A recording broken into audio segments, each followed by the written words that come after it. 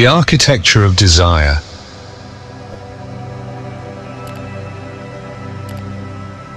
The question that has crossed centuries, cultures, and civilizations is rarely confronted with the depth it deserves.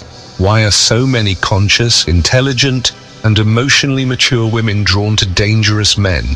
We are not talking about men who are simply bad in a shallow or moralistic sense, but men who carry risk, intensity, instability, and fire.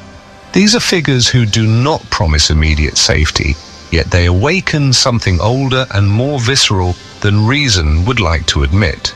This is not a video meant to blame choices or romanticize destruction, but a symbolic descent into what acts before conscious choice. Whatever is not understood on a symbolic level inevitably returns in life as repeated destiny. Desire does not arise from morality. It is born in the unconscious. The unconscious does not think in terms of right or wrong, but in terms of intensity, meaning, and transformation.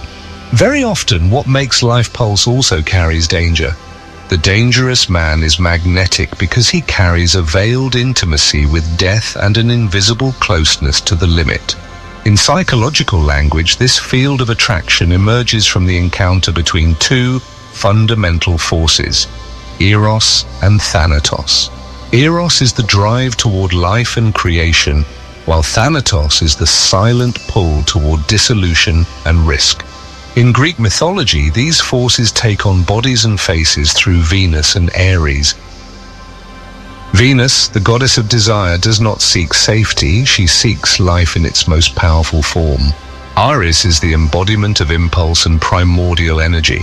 Unlike the strategic warfare of Athena, Ares is visceral and chaotic. He carries Thanatos hidden within him. He is death in motion, eroticized through strength and virility. Pure Thanatos paralyzes, but Ares acts, and that is why he seduces. In mythology, Venus is married to Hephaestus, a stable, predictable, and functional god who represents order. Yet Venus betrays him with Ares because desire is not born from utility. The dangerous man threatens established psychic identity and breaks predictability. He awakens emotions that exceed reason. Often this attraction is a mirror of one's own shadow. Every female psyche carries an animus, and when this inner masculine is not integrated, it is projected outward. A woman may seek her own strength and autonomy in men who embody these qualities in extreme forms. Behind the aggression operates Thanatos, the closeness to the edge that intensifies Eros. In an anesthetized world, the energy of Ares represents life in its raw state. However, mythology is never naive. The relationship between Venus and Ares is secretive and tense. When love entwined with war is exposed to collective consciousness, it demands a price. If Thanatos is not recognized, it governs. A woman repeatedly drawn to danger without understanding the archetype is seeking initiation, an attempt to access her own power through the other. But all projected power eventually returns as a wound. Similarly, a man who embodies Ares without consciousness becomes enslaved by his own impulse. True alchemy occurs when these forces are integrated. When a woman integrates her own healthy aggression and autonomy, desire ceases to be compulsion and becomes choice.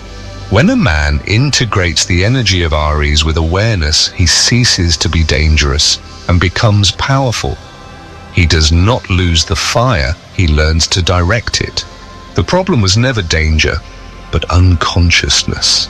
Love demands risk, but there is a difference between the risk that transforms and the danger that destroys. Venus does not reject Ares, she transforms him, and from their union, harmony is born.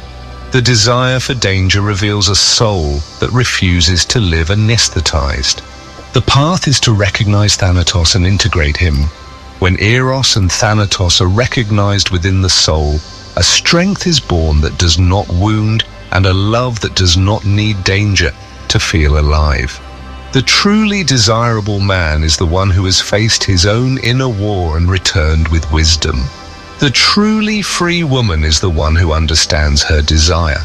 Mythology is not the past, It is the invisible map of the human psyche.